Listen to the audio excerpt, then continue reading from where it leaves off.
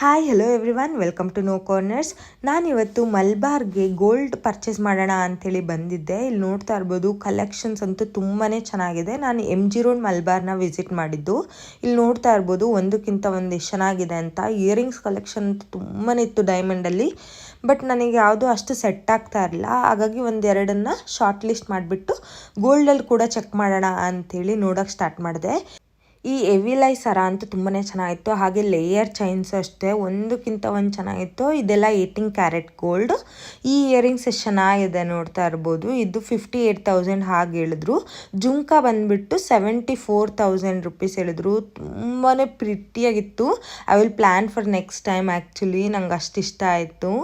ಇಲ್ಲಿ ನೋಡ್ತಾ ಇರ್ಬೋದು, ಎಷ್ಟು ಚೆನ್ನಾಗಿ ಕಾಣಿಸ್ತಾ ಇದೆ.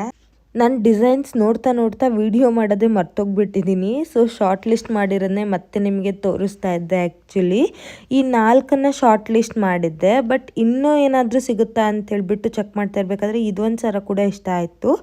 ನಾನು ಯಾವುದನ್ನು ಬೈ ಮಾಡಿರ್ಬೋದು ಅಂತ ಹೇಳ್ಬಿಟ್ಟು ನೀವು ಗೆಸ್ ಮಾಡಿ, ಓಕೆನಾ? ಫೈನಲಿ ಬಿಲ್ಲಿಂಗ್ ಎಲ್ಲ ಆಯಿತು. ಆಲ್ಮೋಸ್ಟ್ ನಾನು 6 o'clock ಬಂದಿದ್ದು. ನಾವು ರಾತ್ರಿ 10 o'clock ವಾಪಸ್ ಹೋಗ್ತಾ ಇದ್ದೀವಿ.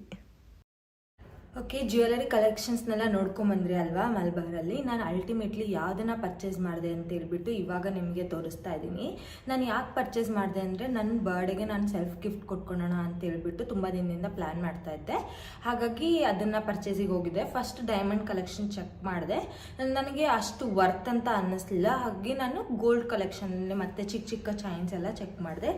ಗರ್ಲೀಸ್ ಯಾರಿಂದನೂ ಎಕ್ಸ್ಪೆಕ್ಟ್ ಮಾಡಬೇಡಿ, ಸೆಲ್ಫ್ ಗಿಫ್ಟ್ನ ಕೊಟ್ಕೊಳೋದು ಕಲ್ತ್ಕೊಳ್ಳಿ. Because we are worth it. Okay, ನಾನು ಏನು ಪರ್ಚೇಸ್ ಮಾಡಿದೆ ಅಂತ ಹೇಳ್ಬಿಟ್ಟು ತೋರಿಸ್ತಾ ಇದ್ದೀನಿ.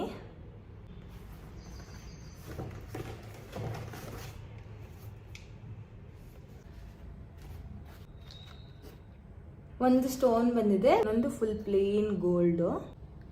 ಇದು ವೆಸ್ಟ್ರನ್ ಜೊತೆಲಿ ಕೂಡ ಚೆನ್ನಾಗಿ ಬ್ಲೆಂಡ್ ಆಗುತ್ತೆ. ಹಾಗೆ ಏನದು ಎತ್ನಿಕ್ ವೇರಲ್ಲಿ ಕೂಡ ಚೆನ್ನಾಗಿ ಹೋಗುತ್ತೆ. ಹೇಗೆ ಕಾಣುತ್ತೆ ಅಂತ ಹೇಳ್ಬಿಟ್ಟು ತೋರಿಸ್ತೀನಿ ಹಾಕ್ಕೊಂಡು. ಇದು 22 ಕ್ಯಾರೆಟ್ ಗೋಲ್ಡಲ್ಲಿ. 18 ಕ್ಯಾರೆಟಲ್ಲೂ ಸಿಗುತ್ತೆ, ಬಟ್ ನಾನು ಪ್ರಿಫರಬಲಿ 22 ಕ್ಯಾರೆಟಲ್ಲೇ ನೋಡ್ತಾ ಇದ್ದೆ. ನನಗಿದು ಬೆಸ್ಟ್ ಅಂತ ಅನ್ನಿಸ್ತು, ಹಾಗಾಗಿ ಇದು ಮಾಡಿದೆ. ಹಾಕ್ಕೊಂಡು ತೋರಿಸ್ತೇನೆ ಯಾವ ಥರ ತುಂಬಾ ಬ್ಯೂಟಿಫುಲ್ ಆಗಿದೆ. ನಂಗೆ ಈ ಥರ ಚಿಕ್ಕದೇ ತುಂಬ ಇಷ್ಟ ಆಗುತ್ತೆ, ಅದು ಯಾಕೋ ಗೊತ್ತಿಲ್ಲ.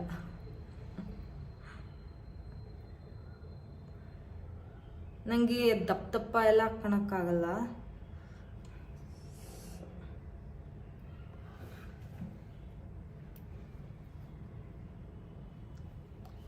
ಕಾಣುತ್ತೆ. ಈಗ ತಾನೇ ಜಾಬಿಗೆ ಜಾಯ್ನ್ ಆಗಿ ಅರ್ನಿಂಗ್ ಸ್ಟಾರ್ಟ್ ಮಾಡಿರ್ತಾರೆ, ಪ್ಲೀಸ್ ನೀವು ಒಂದು ಸ್ಕೀಮ್ನ ಸ್ಟಾರ್ಟ್ ಮಾಡ್ಕೊಳ್ಳಿ. ಎಲ್ಲಿ ನಿಮಗೆ ಡಿಸೈನ್ಸ್ ತುಂಬಾ ಇಷ್ಟ ಆಗುತ್ತಲ್ಲ, ಅಲ್ಲಿ ಒಂದು ಗೋಲ್ಡ್ ಸ್ಕೀಮ್ನ ಸ್ಟಾರ್ಟ್ ಮಾಡಿ. ನಾನು 10,000 20,000ನೇ ಕಟ್ಟಬೇಕಂತ ಹೇಳ್ತಿಲ್ಲ. 5,000 ರೂಪಾಯಿ 6,000 ರೂಪಾಯಿ ನಿಮ್ಗೆ ಎಷ್ಟು ಆಗುತ್ತೋ ಅಷ್ಟು ಸ್ಕೀಮ್ನ ಸ್ಟಾರ್ಟ್ ಮಾಡಿ, ಆಯಿತಾ? ಆದಮೇಲೆ ನಿಮಗೆ ಗೊತ್ತಾಗ್ತಾ ಹೋಗುತ್ತೆ ನಾನು ಎಷ್ಟು ಸೇವ್ ಮಾಡ್ತೀನಿ, ನನಗೆ ಎಷ್ಟು ಉಳಿಯುತ್ತೆ ಅಂತ ಹೇಳ್ಬಿಟ್ಟು. ಜಾಬ್ ಜಾಯ್ನ್ ಆದಾಗ ಏನು ಮಾಡಿಬಿಡ್ತೀವಿ ಅಂದರೆ, ಮ್ಯಾಕ್ಸಿಮಮ್ ಆಫ್ ದ ಟೈಮು ನಾನು ಚೆನ್ನಾಗಿ ಎಂಜಾಯ್ ಮಾಡಬೇಕಪ್ಪ ಅನ್ನೋ ಮೋಡಿಗೆ ಹೋಗ್ಬಿಡ್ತೀವಿ. ಬಟ್ ಅದು ಎಷ್ಟು ದಿನದವರೆಗೆ ಉಳಿಯುತ್ತೆ ಹೇಳಿ? ಬೆಟರು ನಾವು ನಮ್ಮ ಕೈನಲ್ಲಿ ಎಷ್ಟಾಗುತ್ತೋ ಅಷ್ಟು ಸೇವ್ ಮಾಡಬೇಕು. ಎಸ್ಪೆಷಲಿ ಗರ್ಲ್ಸ್, ನಿಮಗೇನು ಇಷ್ಟ ಮದುವೆಗಿಂತ ಮುಂಚೆ ಚೆನ್ನಾಗಿ ಬೈ ಮಾಡಿಕೊಂಡು ಎಂಜಾಯ್ ಮಾಡಿ. ಮದುವೆ ಆದಮೇಲೆ ಆಗಲ್ಲ ಅಂತ ಹೇಳ್ತಾ ಇಲ್ಲ ನಾನು, ಬಿಕಾಸ್ ನಾನು ಕೂಡ ಆಫ್ಟರ್ ಮ್ಯಾರೇಜೇ ಇದನ್ನೆಲ್ಲ ಮಾಡೋಕ್ಕೆ ಚಾನ್ಸ್ ಸಿಕ್ಕಿದ್ದು. Because my husband is supportive. But ಎಲ್ಲರಿಗೂ ಅದೇ ಥರ ಸಿಗ್ತಾರಾ? ವಿ ಡೋಂಟ್ ನೋ ಅಲ್ವಾ? ಹಾಗಾಗಿ ಮದುವೆಗಿಂತ ಮುಂಚೆ ನಿಮಗೇನು ಇಷ್ಟ, ನಿಮಗೇನು ಮಾಡ್ಕೋಬೇಕಂತ ಇರುತ್ತೆ ಅದನ್ನು ಮಾಡ್ಕೊತ ಹೋಗಿ. ಹಾಗೆ ಪೇರೆಂಟ್ಸಿಗೆ ಕೂಡ ಸ್ವಲ್ಪ ಬರ್ಡನ್ನು ಕಮ್ಮಿ ಮಾಡಿದ್ರೆ ತುಂಬಾ ಚೆನ್ನಾಗಿರುತ್ತೆ. ಬಿಕಾಸ್ ಈಗ ಆಗ್ತಿರೋ ಗೋಲ್ಡ್ ಪ್ರೈಸ್ ನಮಗೆ ಡೈಜೆಸ್ಟೇ ಮಾಡ್ಕೊಳಕ್ಕಾಗ್ತಾ ಇಲ್ಲ. ಎಷ್ಟು 5 years back I think 4,000 something ಇದ್ದಿದ್ದು, ಇವಾಗ ಟ್ರಿಬಲ್ ಆಗೋಗಿದೆ. ಸೊ ಅಷ್ಟು ಈಸಿ ಇಲ್ಲ ಗೋಲ್ಡ್ ಪರ್ಚೇಸ್ ಮಾಡೋದು. ಹಾಗಾಗಿ ಹೇಳ್ತಾ ಇದ್ದೀನಿ ಅಷ್ಟೇ. ಎಲ್ಲಾದರೂ ಆಗಲಿ ಒಂದು ಚಿಕ್ಕದಾಗಿ ಸ್ಟಾರ್ಟ್ ಮಾಡ್ಕೊಳ್ಳಿ, ಆಯಿತಾ?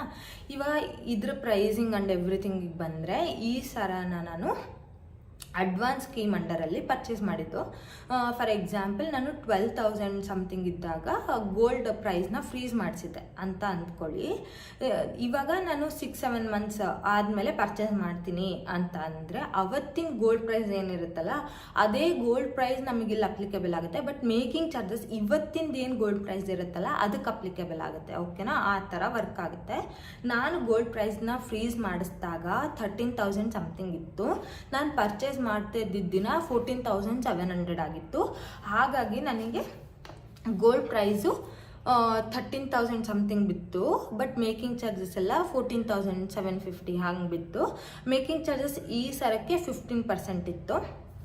ಇದರ ಗ್ರಾಮ್ಸ್ ಬಂದುಬಿಟ್ಟು 3.478, ನೆಟ್ ವೇಟ್ ಬಂದುಬಿಟ್ಟು 3.328. ಸ್ಟೋನ್ ಚಾರ್ಜಸ್ ಎಲ್ಲ ಸ್ವಲ್ಪ ಇರುತ್ತಲ್ಲ, ಅದೆಷ್ಟಾಯಿತು, 120 ರೂಪೀಸ್ ಸ್ಟೋನ್ ಚಾರ್ಜಸ್ ಬಿದ್ದಿದೆ ನನಗೆ. ಬಿಕಾಸ್ ಇವೇನು ಪ್ರೀಶಿಯಸ್ ಅಲ್ವಲ್ಲ, ಹಾಗಾಗಿ ಇದರ ಟೋಟಲ್ ಇದು ಪ್ರೈಸ್ ಬಿದ್ದಿದ್ದು ನನಗೆ 54,268 ರೂಪೀಸ್. ಓಕೆನಾ, ನಾನೇನಾದರೂ ಅವತ್ತೇ ಪರ್ಚೇಸ್ ಮಾಡ್ತಿದ್ದೆ ಅಂತ ಅಂದಿದ್ರೆ 59,000 ಸಮಥಿಂಗ್ ಆಗ್ತಾಯಿತ್ತು. ನನಗೆ 5,000 ರೂಪೀಸ್ ಲಾಭ ಆಗಿದೆ. ನಾವೇನಾದ್ರು ಬಲ್ಕಾಗಿ ಪರ್ಚೇಸ್ ಮಾಡಬೇಕಂತ ಇರುತ್ತೆ, ಫಾರ್ ಎಕ್ಸಾಂಪಲ್ ಒಂದು ಮ್ಯಾರೇಜ್ ಏನಾದ್ರು ಫಿಕ್ಸ್ ಆಗಿರುತ್ತೆ, ಒಂದು 3-4 ಮಂತ್ಸ್ ಗ್ಯಾಪ್ ಇರುತ್ತೆ ಅಂದಾಗ ನೀವು ಗೋಲ್ಡ್ ಪ್ರೈಸ್ನ ಫ್ರೀಸ್ ಮಾಡಿಕೊಂಡು 1 ಮಂತ್ ಬಿಫೋರ್ ಪರ್ಚೇಸ್ ಮಾಡ್ಬೋದು. ಬಿಕಾಸ್ ಅಮೌಂಟ್ ಏನಾದರೂ ಅಡ್ಜಸ್ಟ್ ಆಗಿಲ್ಲ ಅಂತಂದರೆ ಅಡ್ಜಸ್ಟ್ ಆಗಿ ಅವತ್ತೇ ಪರ್ಚೇಸ್ ಮಾಡೋಕ್ಕಾದರೆ ವೆಲ್ ಆ್ಯಂಡ್ ಗುಡ್ ಪರ್ಚೇಸ್ ಮಾಡ್ಕೊಳ್ಳಿ. ಇಲ್ಲ ಒಂದು ಸ್ವಲ್ಪ ಅಮೌಂಟ್ ಬರೋದಿದೆ ಅಂತ ಅಂದಾಗ ಈ ಥರ ಒಂದು ಚಿಕ್ಕ ಸ್ಕೀಮ್ನ ಇದು ಮಾಡಿಕೊಂಡು, ಅದು ಕೂಡ ಮುಂಚೆ ಎಲ್ಲ ಹೆಂಗಿತ್ತು ಅಂತಂದರೆ 1 ಇಯರ್ಗೆ ಒಂದು 10% ಪೇ ಮಾಡಿದ್ರು 1 ಇಯರಿಗೆ ಕೂಡ ಫ್ರೀಸ್ ಮಾಡ್ತಾಯಿದ್ರು. ಬಟ್ ಇವಾಗ ಆ ಸ್ಕೀಮ್ನ ಚೇಂಜ್ ಮಾಡಿಬಿಟ್ಟಿದ್ದಾರೆ. ಇವಾಗ percentage wise, for example 10% pay ಮಾಡಿದ್ರೆ 1 ತಿಂಗಳು, 20% ಪೇ ಮಾಡಿದ್ರೆ 3 ಮಂತ್ಸ್, ಆ ಥರ ಚೇಂಜ್ ಮಾಡ್ಕೊಂಡಿದ್ದಾರೆ. ಅದನ್ನು ಕೂಡ ನೀವು ಅಲ್ಲಿ ಒಂದು ಸರ್ತಿ ವಿಸಿಟ್ ಮಾಡಿ ನಿಮಗೆ ಯಾವುದು ವ್ಯಾಲ್ಯೂ ಫಾರ್ ಮನಿ ಅನಿಸುತ್ತೆ ಆ ಸ್ಕೀಮ್ನ ಸ್ಟಾರ್ಟ್ ಮಾಡ್ಕೊಳ್ಳಿ. ಓಕೆನಾ, ಈ ವಿಡಿಯೋ ನಿಮಗೆ ಇನ್ಫಾರ್ಮೇಟಿವ್ ಅನಿಸಿದ್ರೆ please subscribe to my YouTube channel. ಹಾಗೆ ನನ್ನ ಫಾಲೋ ಮಾಡಿ. ನಿಮ್ಮ ಸಪೋರ್ಟ್ ನನಗೆ ತುಂಬಾ ಇಂಪಾರ್ಟೆಂಟ್ ಆಗುತ್ತೆ. ಓಕೆನಾ, thank you for watching. Bye.